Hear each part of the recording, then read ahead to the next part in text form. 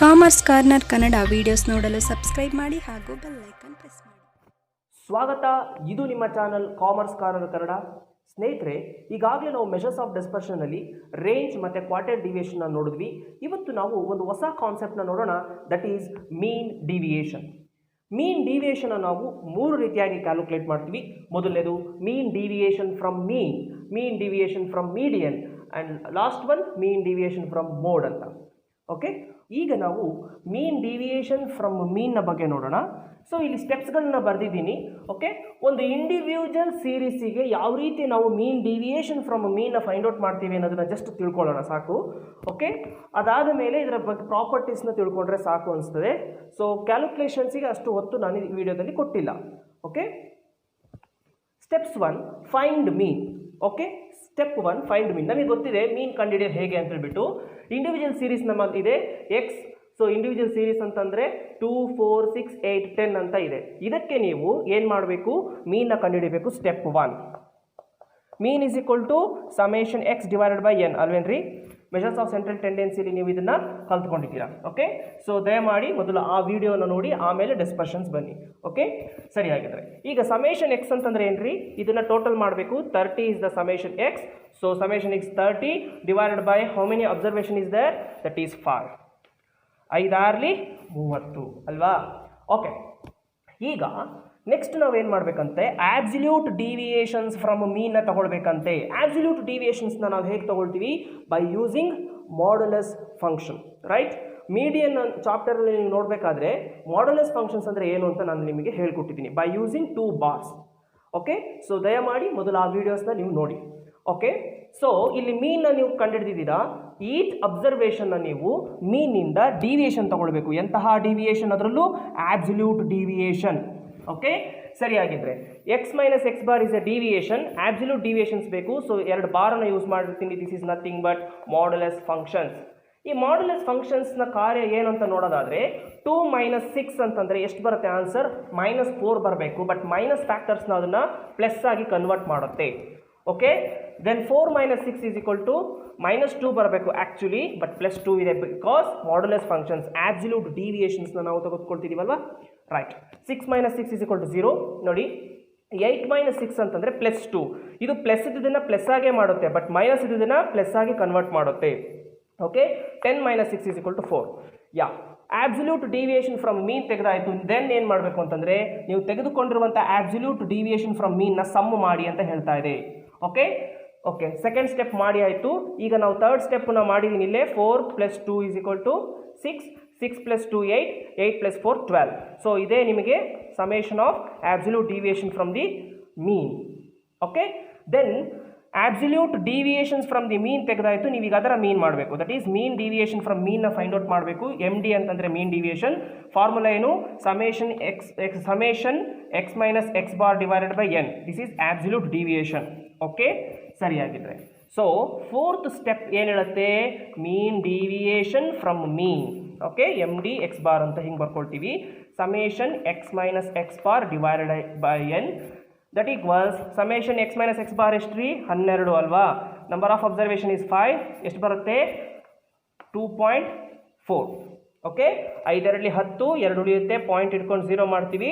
So 5 4 20. ಕ್ಯಾಲ್ಕುಲೇಷನ್ಗೆ ಅಷ್ಟು important ಕೊಡೋದು ಬೇಡ, ಬಟ್ ಎನಿಟಿ ಪರ್ಪಸ್ಗೆ ನೀವು ಕ್ಯಾಲ್ಕುಲೇಷನ್ ಕಲ್ತ್ಕೊಳ್ಳಿ. ಆದರೆ ಇದರ ಬಗ್ಗೆ ಬರುವಂತಹ ಥಿಯರಿಟಿಕಲ್ ನಾಲೆಡ್ಜ್ನ ತುಂಬ ಬೇಕಾಗುತ್ತೆ. ಯಾಕಂದರೆ NETಯಲ್ಲಿ ನಮಗೆ ಅಸೆಷನ್ ರೀಸನಿಂಗ್ ಇದೆಲ್ಲ ನಿಮಗೆ ಥಿಯರಿ ಕೇಳೋದು ಜಾಸ್ತಿ. ಓಕೆ, ಸರಿಯಾಗಿದ್ರೆ ಬನ್ನಿ. ಈಗ ನಿಮಗೆ ಏನು ಸಿಕ್ತು? ಮೀನ್ ಡಿವಿಯೇಷನ್ ಫ್ರಮ್ ಮೀನ್ ಸಿಗುತ್ತೆ. ಈಗ ನಾವೇನು ಕಂಡುಹಿಡಿದೀವಿ, ದಿಸ್ ಈಸ್ ಆಬ್ಸಲ್ಯೂಟ್ ಮೆಷರ್ಸ್. ಓಕೆನಾ, ನಮಗೆ ರಿಲೇಟಿವ್ ಮೆಷರ್ಸ್ ಬೇಕು. ರಿಲೇಟಿವ್ ಮೆಷರ್ಸ್ ಅಂದರೆ ಹೇಗೆಂದ್ರಿ, ಕೋಎಫಿಷಿಯಂಟ್ ಅಲ್ವಾ. ಸರಿಯಾಗಿದ್ದರೆ coefficient of mean deviation from mean formula ಏನು ಗೊತ್ತೇನ್ರಿ? Formula that equals mean deviation from mean ಅಂತಂದರೆ ನೀವೇನು ಫೈಂಡ್ ಔಟ್ ಮಾಡಿರ್ತೀರಾ ಅದು ಡಿವೈಡೆಡ್ ಬೈ ಮೀನ್ ಇಂಟು 100. ಯಾಕೆ ನಾವು ರಿಲೇಟಿವ್ ಮೆಷರ್ಸ್ನ ನಾವು ಪರ್ಸೆಂಟೇಜ್ ಫಾರ್ಮಲ್ಲಿ ರೆಪ್ರೆಸೆಂಟ್ ಮಾಡ್ತೀವಿ. ಪರ್ಸೆಂಟೇಜ್ ಹಾಕಿದ್ರು ಹಾಕ್ಬೋದು, ಹಾಕಲಿಲ್ಲ ಅಂದ್ರೂ ಹಾಕ್ಬೋದು, ಬಟ್ ಅದು ಯೂನಿಟ್ ಫ್ರೀ. ಓಕೆ, ಪರ್ಸೆಂಟೇಜ್ ಅನ್ನುವಂಥದ್ದು ನಿಮಗೆ ಸಂಬಂಧಪಟ್ಟಿದ್ದು. ಓಕೆ, ಯಾಕಂದರೆ ಫ್ರ್ಯಾಕ್ಷನ್ಸಲ್ಲಿ ಇರುತ್ತೆ, ಹಾಗಾಗಿ ಕಂಪೇರ್ ಮಾಡೋಕ್ಕೆ ಈಸಿ ಆಗಲಿ ಅಂತ ಹೇಳ್ಬಿಟ್ಟು ಇಂಟು 100 ಮಾಡ್ತೀವಿ. ಆಗ್ಬೋದಲ್ವಾ. ಸೊ ಇದು ಯಾಕೆ ಈ ಫಾರ್ಮುಲಾ ಹಿಂಗೆ ಕನ್ಸ್ಟ್ರಕ್ಟ್ ಆಯಿತು ಅನ್ನೋದು ನೋಡೋದಾದರೆ ನೋಡಿ, ಯಾಕೆ ಅಂತ ಹೇಳ್ತೀನಿ. ಮೀನ್ ಓಕೆ ಎಕ್ಸ್ ಬಾರ್ ಮೀನಿಗೆ ಮೀನ್ ಡಿವಿಯೇಷನ್ ಇಷ್ಟು ಬಂದಿದೆ ಅಂತ ಅಂದ್ಕೊಳ್ಳೋಣ, mean deviation from mean. Then what is 100%ಗೆ ಎಷ್ಟಾಗುತ್ತೆ ಅಂತ ಕ್ರಾಸ್ ಮಲ್ಟಿಪ್ಲಿಕೇಶನ್ ಮಾಡಿ ಕೊಟ್ಟಿದ್ದಾನೆ. Mean deviation from mean divided by mean into 100 ಹೀಗೆ ನಮಗೆ ಫಾರ್ಮುಲಾ ಕನ್ಸ್ಟ್ರಕ್ಟ್ ಆಗಿದೆ. ಇಂತಿಷ್ಟು ಮೀನಿಗೆ ಸೊ ಈಗ ಎಷ್ಟೊಂದು ಮೀನ್ ಅಂತ ಕಂಡುಹಿಡ್ತಿದ್ದೀರಾ, ದಟ್ ಈಸ್ 6. ಆ 6 ಅನ್ನೋದು ಮೀನ್ ಬಂದಿದೆ. ಆಗ ಅದಕ್ಕೆ ಅದೇ ಒಂದು ಡೇಟಾಗೆ ನೀವು ಮೀನ್ ಡಿವಿಯೇಷನ್ ಫ್ರಮ್ ಮೀನ್ ಕಂಡುಹಿಡಿದಾಗ 2.4 ಬರುತ್ತೆ ಅನ್ನೋದಾದರೆ 100ಗೆ ಎಷ್ಟು ಅನ್ನುವಂಥದ್ದು ಫಾರ್ಮುಲಾ. ಓಕೆನಾ? ಸೊ ಹಾಗಾಗಿ ನಮಗೆ ಒಂದು ಪ್ರಿಸ್ಕ್ರೈಬ್ಡ್ ಫಾರ್ಮುಲಾ ಹೇಗೆ ಡಿಸೈನ್ ಮಾಡಿಕೊಟ್ರು, mean deviation from mean divided by mean into 100. ಈಗ ಸಬ್ಸ್ಟಿಟ್ಯೂಟ್ ಮಾಡಿ ಮೀನ್ ಡಿವಿಯೇಷನ್ ಫ್ರಮ್ ಮೀನ್ ಎಷ್ಟ್ರಿ 2.4 right, divided by so mean ಅಂತಂದರೆ 6 ಅಲ್ವಾ, 6 ಇಂಟು 100 ದಟ್ ಈಕ್ವಲ್ಸ್ 40%. ಓಕೆ, ಕ್ಯಾಲ್ಕುಲೇಷನ್ಗೆ ನೀವು ಇಷ್ಟು ಮಾತ್ರ ತಿಳ್ಕೊಳ್ತಾ ಹೋಗಿ. ಸೊ ನಾನು ಈ ಸ್ಟ್ಯಾಟಿಸ್ಟಿಕ್ಸ್ನಲ್ಲಿ ನಾನು ಯಾವುದನ್ನು ಜಾಸ್ತಿ ಕಾನ್ಸಂಟ್ರೇಟ್ ಮಾಡ್ತಾ ಇದ್ದೀನಿ ಅಂದರೆ ಥಿಯರಿಟಿಕಲ್ ಆಸ್ಪೆಕ್ಟನ್ನು ಕಾನ್ಸಂಟ್ರೇಟ್ ಮಾಡ್ತಾ ಇದ್ದೀನಿ. ಹಾಗಾಗಿ ನಿಮಗೆ ಜಸ್ಟ್ ಇಂಡಿವಿಜುವಲ್ ಸೀರೀಸ್ನ ಮಾತ್ರ ಹೇಳ್ಕೊಡ್ತಾ ಇದ್ದೀನಿ. ಡಿಸ್ಕ್ರಿಟ್ ಸೀರೀಸಲ್ಲಿ ಹೆಂಗೆ ಮಾಡ್ತೀವಿ, ಕಂಟಿನ್ಯೂಸ್ ಸೀರೀಸಲ್ಲಿ ಹೆಂಗೆ ಮಾಡ್ತೀವಿ, ಇದು ನಮಗೆ ಬೇಡ. ಸೊ ಅಗತ್ಯ ಇದ್ದರೆ ನಾನು ಅದನ್ನು ಅಪ್ಲೋಡ್ ಮಾಡ್ತೇನೆ, ಆಗ್ಬೋದಲ್ವಾ? ಈಗ ನಮಗೆ ಜಸ್ಟ್ ಥಿಯರಿಟಿಕಲ್ ನಾಲೆಡ್ಜ್, ಸೊ ಅದನ್ನು ಮಾತ್ರ ಗಮನಿಸೋಣ. ಓಕೆನಾ? ಈಗ ನಾವು ಮೀನ್ ಡಿವಿಯೇಷನ್ ಫ್ರಮ್ ಮೀಡಿಯನ್ ನೋಡೋಣ. ಸ್ಟೆಪ್ಸ್ ಅದೇ ಥರ ಬರೆದಿದ್ದೀನಿ, 4 ಸ್ಟೆಪ್ಸ್ ಇದೆ. ಅವಾಗ ಏನು ಮಾಡ್ತಿದ್ವಿ, ಫೈಂಡ್ ಔಟ್ ಮೀನ್ ಮಾಡ್ತಾ ಇದ್ವಿ. ಸೊ ಫಸ್ಟ್ ಸ್ಟೆಪ್ಪು ನೀವು ಇಲ್ಲೇನು ಮಾಡಬೇಕು ಅಂತಂದರೆ ಮೀಡಿಯನ್ನ ಫೈಂಡ್ ಔಟ್ ಮಾಡಬೇಕು. ಸೊ ಇಂಡಿವಿಜುವಲ್ ಸೀರೀಸಲ್ಲಿ ಬರ್ಕೊಂಡಿದ್ದೀನಿ. ಇಂಡಿವಿಜುವಲ್ ಸೀರೀಸ್ಗೆ ಫಾರ್ಮುಲಾ ಏನು, median n+1 divided by 2 term. So ಇಲ್ಲಿ n ಅಂತಂದರೆ ನಂಬರ್ ಆಫ್ ಅಬ್ಸರ್ವೇಷನ್, ಎಷ್ಟು ಅಬ್ಸರ್ವೇಷನ್ಸ್ ಇದೆ, 1 2 3 4 5. 5+1 ಡಿವೈಡೆಡ್ ಬೈ 2 ಟರ್ಮ್ ಎಷ್ಟು ಬರುತ್ತೆ, 6 divided by 2 term. So 2 3 6, that means third term is final answer. ಓಕೆನಾ? ನಾನು ಜಸ್ಟ್ ಇಲ್ಲಿ ಫೈನಲ್ ಆಗಿ ಇಲ್ಲೇ ಬರೆದ್ಬಿಡ್ತೀನಿ. ಸೊ ಥರ್ಡ್ ಟರ್ಮ್ ಅಂತಂದರೆ 3 is not a answer, third ಪೊಸಿಷನಲ್ಲಿರುವಂಥದ್ದು ಆನ್ಸರ್. ಮೀಡಿಯನ್ನ ಫೈಂಡ್ ಔಟ್ ಮಾಡಬೇಕಂತಂದರೆ ಡೇಟಾವನ್ನು ನೀವು ಅಸೆಂಡಿಂಗ್ ಆರ್ಡರಲ್ಲಿ ಅರೇಂಜ್ಮೆಂಟ್ ಮಾಡ್ಕೋಬೇಕು. ಇಲ್ಲಿ ಆಲ್ರೆಡಿ ಅಸೆಂಡಿಂಗ್ ಆರ್ಡರಲ್ಲಿ ಅರೇಂಜ್ ಆಗಿದೆ. ಸೊ ಡೈರೆಕ್ಟ್ ಫಾರ್ಮುಲಾ ಹಾಕಿದ್ದೀನಿ. ಥರ್ಡ್ ಪೊಸಿಷನ್ಸಲ್ಲಿರೋರು ಯಾರು, 1 2 3. So 6 is the median. Okay, median is equal to 6. ಓಕೆನಾ? ಈಗ ಆಲ್ರೆಡಿ ನಾನು absolute deviations from the median ತೆಕ್ಕೊಂಡಿದ್ದೀನಿ, ಯಾಕಂತಂದರೆ ಈಸಿ ಆಗಲಿ ಅಂತ. ವಿಡಿಯೋ ಲೆಂತ್ ಆಗಬಾರ್ದಲ್ವ, ಅದಕ್ಕೋಸ್ಕರ. ಇದೇ ಡೇಟಾಗೆ ಮೀನ್ನ ಕಂಡುಹಿಡಿದ್ವಿ, ದಟ್ ಈಸ್ ಈಕ್ವಲ್ ಟು 6 ಬಂತು. ಹಾಗೆ ಮೀಡಿಯನ್ನು ಕಂಡುಹಿಡಿದ್ರಿ, ಅದು ಕೂಡ 6 ಬಂದಿದೆ. ಹಾಗಂತೇಳ್ಬಿಟ್ಟು ಮೀನ್ ಮತ್ತು ಮೀಡಿಯನ್ ಯಾವಾಗಲೂ ಸೇಮ್ ಇರಬೇಕು ಅಂತ ಏನೂ ಇಲ್ಲ. ಓಕೆನಾ? ಸರಿಯಾಗಿದ್ದರೆ ಈಗ ನಮ್ಮ ಆನ್ಸರಲ್ಲಿ ಫೈನಲ್ ಆಗಿ ಮೀಡಿಯನ್ ಎಷ್ಟು ಬಂದಿದೆ ಇಲ್ಲಿ, ದಟ್ ಈಕ್ವಲ್ಸ್ 6 ಬಂದಿದೆ. ಬಂದಂತಹ ಮೀಡಿಯನ್ನ ನೀವೇನು ಮಾಡಬೇಕು, ಆಬ್ಸಲ್ಯೂಟ್ ಡಿವಿಯೇಷನ್ ತೊಗೊಳ್ಬೇಕು. ಆಬ್ಸಲ್ಯೂಟ್ ಡಿವಿಯೇಷನ್ ತೊಗೊಂಡಿದ್ದೀವಲ್ವ, 2 - 6 = 4. ಈಗ ಆಬ್ಸಲ್ಯೂಟ್ ಡಿವಿಯೇಷನ್ಸ್ನ ನೀವು ಸಮ್ ಮಾಡಬೇಕು, sum of x - m. So ಇಲ್ಲಿ ಮಾಡಿದ್ದೀನಲ್ವ, sum of absolute deviations from the median ಸಿಕ್ತು. ಈಗ ಮೀನ್ ಡಿವಿಯೇಷನ್ ಫ್ರಮ್ ಮೀಡಿಯನ್ನ ಕಂಡುಹಿಡಿಬೇಕು. ಹೇಗೆ, ಫಾರ್ಮುಲಾ ಇದೆ. So md from m. Okay, that equals summation x - m divided by n. ಎಷ್ಟು ಬರುತ್ತೆ ಆನ್ಸರ್? ಸೊ ಫೈನಲ್ ಆನ್ಸರ್ ಇಲ್ಲಿ ಬರೆಯೋಣ. ಫಸ್ಟ್ ನಾವಿಲ್ಲಿ ಫೈಂಡ್ ಔಟ್ ಮಾಡ್ಕೊಳ್ಳೋಣ. x - m ಎಷ್ಟು ಬಂದಿದೆ summation, that is 12. Number of observation is n ಅಂತಂದರೆ number of observation, that is 5. So 2.4 is our answer. ಓಕೆನಾ? 2.4 ಈಸ್ ಅವರ್ ಆನ್ಸರ್. ದೆನ್ ಇದು ನಮ್ಮ ಆಬ್ಸಲ್ಯೂಟ್ ಮೆಷರ್ಸ್. ನಮಗೆ ರಿಲೇಟಿವ್ ಮೆಷರ್ಸ್ ಬೇಕು ಅಂತಂದರೆ, ರಿಲೇಟಿವ್ ಮೆಷರ್ಸ್ ಅಂತಂದರೆ ಏನ್ರಿ, ಕೋಎಫಿಷಿಯಂಟ್ ಆಫ್ ಬರೆಯೋದು ಕಾಣಲಿಲ್ಲ ಅಂದರೆ ಹೇಳೋದಂತಂದ್ರೆ ಬರ್ಕೊಳ್ಳಿ. ಓಕೆನಾ? ಮುಖ್ಯವಾಗಿರೋದನ್ನು ಮಾತ್ರ ಚೆನ್ನಾಗಿ ಬರೀತೇನೆ, ಸ್ವಲ್ಪ ಅಕ್ಷರವನ್ನು ಅಡ್ಜಸ್ಟ್ ಮಾಡ್ಕೊಳ್ಳಿ. Coefficient of mean deviation from median that equals, formula ಏನು ಗೊತ್ತಾ, ಇದು ಹೆಂಗೆ ಕನ್ಸ್ಟ್ರಕ್ಟ್ ಆಯಿತು ಅಂತ ಹೇಳ್ತೀನಿ ನೋಡಿ. ಒಂದಷ್ಟು ಏನೋ ಈ ಒಂದು ಡೇಟಾಗೆ ಮೀಡಿಯನ್ನ ಫೈಂಡ್ ಔಟ್ ಮಾಡಿದ್ದೀರಾ. ಓಕೆ, ಆ ಮೀಡಿಯನಿಗೆ ನಿಮ್ಮ ಮೀನ್ ಡಿವಿಯೇಷನ್ ಫ್ರಮ್ ಮೀನ್ ಇಷ್ಟಾಗಿದೆ. ಎಷ್ಟು, 2.4 ಆಗಿದೆ. ಹಾಗಾದರೆ 100ಗೆ ಎಷ್ಟು ಅಂತೇಳ್ಬಿಟ್ಟು ಸೊ ಕ್ರಾಸ್ ಮಲ್ಟಿಪ್ಲಿಕೇಶನ್ ಮಾಡಿದಾಗ summation x - m into 100 divided by median ಬರುತ್ತೆ ಅಲ್ವೇನ್ರಿ. ಸೊ ಯಾಕೆ coefficient of mean deviation median ಬೇಕು, because of comparison purpose. 2 series ಇದ್ದಾಗ ಕಂಪೇರ್ ಮಾಡಲಿಕ್ಕೆ ಬೇಕಾಗುತ್ತೆ. ಓಕೆನಾ? ಈಗ ಒಂದು ಡೇಟಾ KGಯಲ್ಲಿದೆ, ಇನ್ನೊಂದು ಡೇಟಾ ಲೀಟರ್ಸಲ್ಲಿದೆ. KGನ ಮತ್ತು ಲೀಟರ್ಸ್ನ ಕಂಪ್ಯಾರಿಸನ್ ಮಾಡಲಿಕ್ಕೆ ಆಗುತ್ತಾ, ಡಿಫಿಕಲ್ಟ್. ಓಕೆನಾ? ಹಾಗಾಗಿ ಯೂನಿಟ್ ಫ್ರೀ ಮೆಷರ್ಮೆಂಟ್ ಬೇಕು, that is nothing but relative measures. ಅದೇನು ಮಾಡುತ್ತೆ, ಎಷ್ಟು ಲೀಟರ್ಸಲ್ಲಾಗಿರಲಿ KGSalagiರಲಿ ಅದು ಫೈನಲ್ ಆನ್ಸರ್ನ ಪರ್ಸೆಂಟೇಜಲ್ಲಿ ಇಡುತ್ತೆ. ಎರಡೂ ಕೂಡ ಡೇಟಾ ಪರ್ಸೆಂಟೇಜಲ್ಲಿ ಇದ್ದಾಗ ಸ್ಟ್ಯಾಟಿಸ್ಟಿಷಿಯನ್ ಆದವರು ಈಸಿಯಾಗಿ ಕಂಪೇರ್ ಮಾಡಬಹುದು. ಅರ್ಥ ಆಗ್ತಾ ಇದೆಯಾ? ಸರಿಯಾಗಿದ್ದರೆ ಫಾರ್ಮುಲಾ ಏನಂತ ಹೇಳಿದೆ? Mean deviation from median divided by median. Okay, that equals mean deviation from median history 2.4 divided by 6 is equal to 0.4 ಬರುತ್ತೆ. ಇಂಟು 100 ಹಾಕಿದ್ರೆ ಏನಾಗ್ಬಿಡುತ್ತೆ? 40% ಬರುತ್ತೆ. This is our mean deviation from median. ಓಕೆನಾ ಸ್ನೇಹಿತರೆ? ಈಗ ನಾವು ಮೀನ್ ಡಿವಿಯೇಷನ್ ಫ್ರಮ್ ಮೋಡ್ನ ಬಗ್ಗೆ ತಿಳ್ಕೊಳ್ಳೋಣ. ಅದೇ 4 ಸ್ಟೆಪ್ಗಳನ್ನು ನೀವು ಫಾಲೋ ಮಾಡಬೇಕಾಗುತ್ತೆ. ಓಕೆನಾ? ಮೋಡ್ ಅಂತಂದರೆ ಏನ್ರಿ? Highest repeated number. Okay, so ಈ ಒಂದು ಇಂಡಿವಿಜುವಲ್ ಸೀರೀಸಲ್ಲಿ ಜಾಸ್ತಿ ಸಲ ರಿಪೀಟ್ ಆಗಿರುವಂಥ ನಂಬರ್ನ ನೋಡಿ. 4 5 3 3 3 6 7 3 is my repeated number. So ಇದನ್ನೇ ನಾವು ಮೋಡ್ ಅಂತ ಹೇಳ್ತೀವಿ. That is Z is equal to 3. Okay, so ಮೋಡನ್ನು ಫೈಂಡ್ ಔಟ್ ಮಾಡಿದ್ವಿ. ಈಗ ನಾವು ಆಬ್ಸಲ್ಯೂಟ್ ಡಿವಿಯೇಷನ್ ಫ್ರಮ್ ಮೋಡ್ನ ತಿಳ್ಕೊಳ್ಳೋಣ. That means so absolute deviations ಇದನ್ನು ಮಾಡಬೇಕು. ಸೊ 4 ಮೈನಸ್ 3 5 ಮೈನಸ್ 3 ಹೀಗೆ ಹೋಗ್ತಾ ಹೋಗುತ್ತೆ.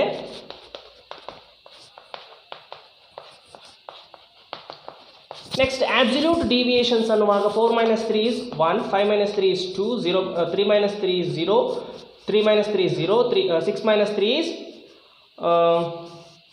3, 7 minus 3 is 4. So next step sum ಮಾಡಬೇಕು ಅಂತ ಹೇಳ್ತಾ ಇದ್ದಾರೆ. So summation of absolute deviations from the mode.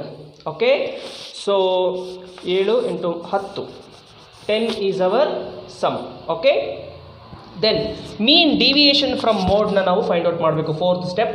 So ನಾವೀಗ ಏನು ಮಾಡಿದ್ದೀವಿ? ಡಿವಿಯೇಷನ್ ಫ್ರಮ್ ಮೋಡ್ನ ಫೈಂಡ್ ಔಟ್ ಮಾಡಿದ್ದೀವಿ. ಈಗ ಅದರ ಮೀನ್ನ ತೆಗೆದುಕೊಳ್ಬೇಕಂದ್ರೆ ಡಿವೈಡೆಡ್ ಬೈ n. ಮೀನ್ ಏನು ಮಾಡುತ್ತೆ? Single value represent the entire data. Deviations ಕಂಡುಹಿಡಿದವಲ್ಲ. ಸೊ ಈಗ mean deviation from the mode that equals sum of x minus mode divided by n. ಈ ಫಾರ್ಮುಲಾಕ್ಕೆ ಸಬ್ಸ್ಟಿಟ್ಯೂಟ್ ಮಾಡಿ ಸಮೇಷನ್ x ಮೈನಸ್ ಮೋಡ್ ಅಂತಂದರೆ ಎಷ್ಟು ಬಂತು? 10, ರೈಟ್? ಡಿವೈಡೆಡ್ ಬೈ n ಅಂತಂದರೆ number of observations 1 2 3 4 5 6 7. So 7 ಎಷ್ಟು ಬರುತ್ತೆ? ಸೊ ಅಪ್ರಾಕ್ಸಿಮೇಟ್ಲಿ 1.4 ಬರುತ್ತೆ. ಓಕೆನಾ? ಸೊ ಮತ್ತೆ ಕಂಟಿನ್ಯೂಷನ್ ಬೇಡ, ಜಸ್ಟ್ ಕ್ಯಾಲ್ಕುಲೇಷನ್ ಪರ್ಪಸ್ಸಿಗೋಸ್ಕರ 1.4 ಸಾಕು. ಸೊ 7 ಓನ್ಲಿ ಜಸ್ಟ್ ಪಾಯಿಂಟ್ ಬನ್ನಿ 3 ಉಳಿಯುತ್ತೆ. ಸೊ ಪಾಯಿಂಟ್ ಇಟ್ಟಾಗ 0 ಬರುತ್ತೆ. ಸೊ 7 4 28 ಹಾಗೆ ತೊಗೊಂಡಿದ್ದೀನಿ. ಓಕೆ, ನಿಮ್ಮ ಕ್ಯಾಲ್ಕುಲೇಟರಲ್ಲಿ ಬೇಕಾದ್ರೆ ಮಾಡಿಕೊಂಡು ಸಾಲ್ವ್ ಮಾಡಿ. ಈಗ ಜಸ್ಟ್ ನಿಮಗೆ ಕಾನ್ಸೆಪ್ಟ್ನ ಹೇಳ್ತಾ ಇದ್ದೀನಿ ಅಷ್ಟೇ. Then mean deviations from mode, this is absolute measures. ನಾವು ಏನು ಮಾಡೋಣ ಅಂತಂದರೆ ರಿಲೇಟಿವ್ ಮೆಷರ್ ಫೈಂಡ್ ಔಟ್ ಮಾಡಬೇಕು ಅಂತಂದರೆ ಏನಂತ ಹೇಳಿದ್ದೀನಿ? Coefficient. Okay, coefficient of mean deviation from mode. Okay, formula ಹೆಂಗೆ ಕನ್ಸ್ಟ್ರಕ್ಟ್ ಆಗ್ತಿದೆ? ನಿಮ್ಮ ಒಂದು ಡೇಟಾಗೆ ಒಂದು ಮೋಡನ್ನು ಫೈಂಡ್ ಔಟ್ ಮಾಡಿರ್ತೀರಾ. ಅದೇ ಡೇಟಾಗೆ ಮೋಡನ್ನು ಫೈಂಡ್ ಔಟ್ ಮಾಡಿದ ಮೇಲೆ ಅದೇ ಡೇಟಾಗೆ ಮೀನ್ ಡಿವಿಯೇಷನ್ ಫ್ರಮ್ ಮೀಡಿಯನ್ ಇಷ್ಟ ಆಯಿತು ಅಂತಂದರೆ ನಿಮ್ಮ 100%ಗೆ ಎಷ್ಟು ಅನ್ನುವಂತಹ ಲಾಜಿಕ್ ಅದರ ಹಿಂದೆ ಇದೆ. ಓಕೆನಾ? ಸೊ ಕ್ರಾಸ್ ಮಲ್ಟಿಪ್ಲಿಕೇಶನ್ ಮಾಡುವಾಗ ನಿಮ್ಮ ರಿಲೇಟಿವ್ ಮೆಷರ್ಸ್ ಏನು ಮಾಡುತ್ತೆ ಅಂತಂದರೆ mean deviation from mode divided by mode ಮಾಡುವಾಗ ಏನಾಗುತ್ತೆ? ಯೂನಿಟ್ಸ್ ಕ್ಯಾನ್ಸಲ್ ಆಗುತ್ತೆ into 100. Relative measures always represented in percentage. ಯಾಕೆ ಇದನ್ನು ನಾನು ಆಗಾಗ ಹೇಳ್ತಾ ಇರ್ತೀನಿ ಅಂತಂದರೆ ನಿಮಗೆ ಬೇಕಾಗಿರುವ ವಿಷಯಗಳೇ ಇದು. ರಿಲೇಟಿವ್ ಮೆಷರ್ಸ್ ಮತ್ತು ಆಬ್ಸಲ್ಯೂಟ್ ಮೆಷರ್ಸಿಗೆ ಯಾವ ರೀತಿ ವ್ಯತ್ಯಾಸ ಇದೆ ಅನ್ನೋದು ನೀವು ತುಂಬ ಚೆನ್ನಾಗಿ ನೆನಪಿಟ್ಕೊಳ್ಬೇಕಾಗುತ್ತೆ. ಅಸೆಷನ್ ಮತ್ತು ರೀಸನಿಂಗ್ ಆ ಥರದಕ್ಕೆಲ್ಲ ಕೇಳುವಂಥ ಸಾಧ್ಯತೆ ಇರುತ್ತೆ. ಹಾಗಾಗಿ ಸರಿಯಾಗಿದೆ. ಮೀನ್ ಡಿವಿಯೇಷನ್ ಫ್ರಮ್ ಮೋಡ್ ಎಷ್ಟು ಬಂದಿದೆ? 1.4, ರೈಟ್? 1.4. ದೆನ್ ಮೋಡ್ ಎಷ್ಟಿದೆ? That is 3 into 100. So final answer is 46%, 46.67% answer ಬರ್ತದೆ. ಓಕೆನಾ? ಸೊ ನಿಮ್ಮ ಪರ್ಸೆಂಟೇಜ್ ಫಾರ್ಮಲ್ಲಿ ಈ ಡೇಟಾವನ್ನು ರೆಪ್ರೆಸೆಂಟ್ ಮಾಡ್ತಾ ಇದೆ. ಸರಿಯಾಗಿದೆ. ನೀವು ನೆನಪಿನಲ್ಲಿ ಇಟ್ಕೊಳ್ಬೇಕಾಗಿರುವ ಅಂಶ ಏನು ಗೊತ್ತಾ? ರೇಂಜಿನಲ್ಲಿ ಒಂದು ಡಿಸ್ಅಡ್ವಾಂಟೇಜ್ ಇತ್ತು ಲಾಸ್ಟ್ ವಿಡಿಯೋದಲ್ಲಿ ನಾನು ಹೇಳಿದ್ದೆ ಕ್ವಾರ್ಟೈಲ್ ಡಿವಿಷನ್ ಹೇಳ್ಕೊಡ್ಬೇಕಾದ್ರೆ. ಏನಂತಂದರೆ it affects due to the sampling fluctuations or extreme value. Okay, ಇನ್ನು ಕ್ವಾರ್ಟೈಲ್ ಡಿವಿಯೇಷನ್ಸಲ್ಲಿ ಒಂದು ಡಿಸ್ಅಡ್ವಾಂಟೇಜ್ ಇದೆ. ಏನು? It ignores 50% data.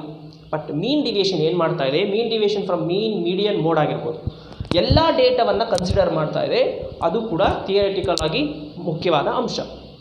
ಆದರೆ ಇದರಲ್ಲಿ ಒಂದು ಡಿಸ್ಅಡ್ವಾಂಟೇಜ್ ಇದೆ. ಓಕೆ, ಆ ಡಿಸ್ಅಡ್ವಾಂಟೇಜ್ ಏನು ಅಂತಂದರೆ it ignores the minus sign, algebraical signs. ಓಕೆನಾ, ಅಂತಂದರೆ ಏನು ರೀ, ನೋಡಿ ಮೈನಸ್ ಇದ್ದದನ್ನೆಲ್ಲ ಏನು ಮಾಡ್ತಾ ಇದೆ, ಪ್ಲಸ್ ಆಗಿ ಕನ್ಸಿಡರ್ ಮಾಡ್ತಾ ಇದೆ ಅಲ್ವಾ. ಸೊ ಇದು ಇಟ್ ಇಗ್ನೋರ್ಸ್ ದಿ ಆಲ್ಜಿಬ್ರಿಕಲ್ ಸೈನ್ಸ್ ಅನ್ನುವಂಥದ್ದು ಇದರ ಡಿಸ್ಅಡ್ವಾಂಟೇಜ್. ಇದನ್ನು ನೀವು ಬರೆದಿಟ್ಕೊಳ್ಳಿ. ಓಕೆ, ಹೇಗೆ ಇದು ಮೈನಸ್ ಸೈನನ್ನು ಇಗ್ನೋರ್ ಮಾಡುತ್ತೆ ಹೇಳಿ, ಬೈ ಯೂಸಿಂಗ್ ಮಾಡ್ಯುಲಸ್ ಫಂಕ್ಷನ್ಸ್. ಮೈನಸನ್ನು ಏನು ಮಾಡುತ್ತೆ, ಮಾಡ್ಯುಲಸ್ ಫಂಕ್ಷನ್ ಪ್ಲಸ್ ಆಗಿ ಕನ್ಸಿಡರ್ ಮಾಡುತ್ತೆ. ಓಕೆ, ಸೊ ಇದೊಂದು ಡಿಸ್ಅಡ್ವಾಂಟೇಜನ್ನು ನೀವು ಬರೆದಿಟ್ಕೊಂಡಿರಿ. ನಾವು ಪ್ರಾಪರ್ಟೀಸ್ ಆಫ್ ಮೀನ್ ಡಿವಿಷನ್ ನೋಡೋಣ. ಈಗಾಗಲೇ ರೇಂಜ್ ಮತ್ತು ಕ್ವಾರ್ಟೈಲ್ ಡಿವಿಷನಲ್ಲೂ ಸಹ ಪ್ರಾಪರ್ಟೀಸ್ನ ನೋಡಿದ್ದೀರಾ, ಅದೇ ಸೇಮ್ ಪ್ರಾಪರ್ಟೀಸ್ ಇಲ್ಲೂ ಸಹ ಬರ್ತದೆ. ಓಕೆನಾ, ಸೊ ಮೊದಲನೇ ಪ್ರಾಪರ್ಟೀಸ್ ನೋಡಿ, if all the values are constant K then mean deviation, M D ಅಂತಂದರೆ mean deviations will be 0. Okay, so ಇದನ್ನು ಕಂಪ್ಲೀಟ್ ಡಿಟೇಲ್ ಆಗಿ ನೀವು ನೋಡಬೇಕಂತಂದರೆ ಮೆಷರ್ಸ್ ಆಫ್ ಡಿಸ್ಪರ್ಷನ್ಸ್ ಪಾರ್ಟ್ 1 ವಿಡಿಯೋನ ನೀವು ನೋಡಿ. ಓಕೆ, ಸರಿಯಾಗಿದ್ದರೆ mean deviation does not affects due to change in origin. Change in origin ಯಾವುದೇ ರೀತಿಯಾಗಿ ಮೀನ್ ಡಿವಿಯೇಷನ್ಸಲ್ಲಿ ಇಂಪ್ಯಾಕ್ಟ್ ಮಾಡುವುದಿಲ್ಲ. But affect due to change in scale. Change in scale affect ಮಾಡುತ್ತೆ ನಮ್ಮ ಮೀನ್ ಡಿವಿಯೇಷನ್ ರಿಸಲ್ಟಿಗೆ ವಿತ್ ಮಾಡ್ಯುಲಸ್ ಫಂಕ್ಷನ್ಸ್. ಇದನ್ನು ನೀವು ಮರಿಲಿಕ್ಕಿಲ್ಲ. ಮಾಡ್ಯುಲಸ್ ಫಂಕ್ಷನ್ಸಿಂದ ಕಂಡೀಷನ್ಸ್ ಇದೆ, ನೀವು ಅದನ್ನು ನೆನಪಿಟ್ಕೋಬೇಕು. ಚೇಂಜ್ ಇನ್ ಸ್ಕೇಲ್ ಇಂಪ್ಯಾಕ್ಟ್ ಮಾಡುತ್ತೆ but with modulus functions. Okay, so change in origin, change in ಸ್ಕೇಲ್ನ ತಿಳ್ಕೊಳ್ಬೇಕು ಅಂತಂದರೆ ನೀವು measures of central tendency part 1 ವಿಡಿಯೋನ ನೀವು ಅಲ್ಲಿ ಕ್ಲಿಯರಾಗಿ ನೋಡಬೇಕಾಗುತ್ತೆ. ಸೊ ಈಗ ಒಂದು ಕ್ವಶನ್ ನೋಡೋಣ. ನೋಡಿ, mean deviations from mean is equal to 5. ಯಾವುದೋ ಒಂದು ಎಕ್ಸ್ ಅನ್ನೋ ಸೀರೀಸಿಗೆ ಅವರು ಮೀನ್ ಡಿವಿಯೇಷನ್ ಫ್ರಮ್ ಮೀನ್ ಕಂಡುಹಿಡಿದಾರಂತೆ, ದಟ್ ಈಸ್ 5. ಸೊ ಆ ಒಂದು ಎಕ್ಸ್ ಅನ್ನೋ ಸೀರೀಸ್ನ ಮಾಡಿಫೈ ಮಾಡಿದ್ದಾರೆ. ಏನು ಮಾಡಿದ್ದಾರೆ ಅಂತಂದರೆ -5ಗೆ ಮಲ್ಟಿಪ್ಲೈ ಮಾಡಿ ದೆನ್ +3ನ ಆ್ಯಡ್ ಮಾಡಿದರೆ ಆ ಒಂದು ಹೊಸ ಸೀರೀಸ್ನ y ಅಂತ ಕರೀತಾರೆ. Then what is mean deviations from y bar. Okay, y bar mean deviations from y bar ಅಂತಂದರೆ y ಹೊಸ ಸೀರೀಸ್ನ ಮೀನ್. ಸೊ ಕ್ವಶನ್ ಮಾರ್ಕ್ ನೋಡಿ, ಈ ಒಂದು ಈಕ್ವೇಷನ್ಸ್ನ ನೀವು ಬರೆದುಕೊಳ್ಳಿ. ಓಕೆ, ಗಮನಿಸಿ, ಈ -5 ಈಸ್ ಮಲ್ಟಿಪ್ಲೈಡ್ ವಿತ್ ಎಕ್ಸ್ ಅಲ್ವಾ. ಮಲ್ಟಿಪ್ಲಿಕೇಶನ್ನ ನಾವು ಚೇಂಜ್ ಇನ್ ಸ್ಕೇಲ್ ಅಂತ ಹೇಳ್ತೀವಿ ಅಲ್ವೇನ್ರಿ. ಪ್ಲಸ್ನ ನಾವು ಚೇಂಜ್ ಇನ್ ಒರಿಜಿನ್ ಅಂತ ಹೇಳ್ತೀವಿ. Change in origin does not impact on M D ಅಂತಂದರೆ ಮೀನ್ ಡಿವಿಯೇಷನ್ಸ್ ಅಂತಂದರೆ ಯಾವುದೇ ರೀತಿಯಾಗಿ ಹೊಸ ರಿಸಲ್ಟ್ನ ಮೇಲೆ ಅದು ಇಂಪ್ಯಾಕ್ಟ್ ಮಾಡಲ್ಲ. ಅಂದರೆ ನೀವೇನು ಮಾಡಬೇಕು, ಅದನ್ನು ಇಗ್ನೋರ್ ಮಾಡ್ತೀರಾ, ಇಗ್ನೋರ್ ಮಾಡಿಬಿಡಿ. ಓಕೆ, ಇಗ್ನೋರ್ ಮಾಡಿಬಿಡಿ. But change in scale impact ಆಗುತ್ತೆ. ಚೇಂಜ್ ಇನ್ ಸ್ಕೇಲ್, ಇವಾಗ ನಿಮಗೆ ಮೀನ್ ಡಿವಿಯೇಷನ್ ಫ್ರಮ್ y ಬಾರ್ ಬೇಕು. ಈ ಎಕ್ಸನ್ನು ನೀವು ಮೀನ್ ಡಿವಿಯೇಷನ್ ಫ್ರಮ್ x ಬಾರ್ ಆಗಿ ಕನ್ವರ್ಟ್ ಮಾಡ್ಕೊಳ್ಳಿ. ಇಲ್ಲಿ -5 ಇದೆಯಲ್ಲ, ಯೋಚನೆ ಮಾಡಿ, ಚೇಂಜ್ ಇನ್ ಸ್ಕೇಲ್ ಇಂಪ್ಯಾಕ್ಟ್ ಮಾಡುತ್ತೆ, ಹಾಗಾಗಿ ಇಟ್ಕೊಂಡಿದ್ದೀರಾ, ಇಗ್ನೋರ್ ಮಾಡಲ್ಲ ನೀವು. ಯಾಕಂತಂದರೆ ಚೇಂಜ್ ಇನ್ ಸ್ಕೇಲ್ ಇಂಪ್ಯಾಕ್ಟ್ ಮಾಡುತ್ತೆ ಬಟ್ ವಿತ್ ಮಾಡ್ಯುಲಸ್ ಫಂಕ್ಷನ್ಸ್ ಅಂತಂದರೆ ಮಾಡ್ಯುಲಸ್ ಫಂಕ್ಷನ್ಸ್ ಹೇಗೆ ಯೂಸ್ ಮಾಡ್ತೀರಿ, 2 ಬಾರ್ ಅಲ್ವೇನ್ರಿ. -5 ಇದ್ದಿದ್ದು ಏನಾಗುತ್ತೆ, +5 ಆಗಿ ಕನ್ವರ್ಟ್ ಆಗುತ್ತೆ, ಹೌದಲ್ವಾ. Then mean deviation from mean ಇದ್ದಿದ್ದು ಎಷ್ಟು ಬಂದಿದೆ, 5 ಸಬ್ಸ್ಟಿಟ್ಯೂಟ್ ಮಾಡಿದ್ರೆ then 5 5 25. This is mean deviation from y bar. So ಈ ಪ್ರಾಪರ್ಟೀಸ್ನ ಮೇಲೆ ಕ್ವಶನ್ಸ್ನ ನಾವು ಮುಂದೆ MCQ ಸೀರೀಸಲ್ಲಿ ನೋಡೋಣ. ಓಕೆನಾ.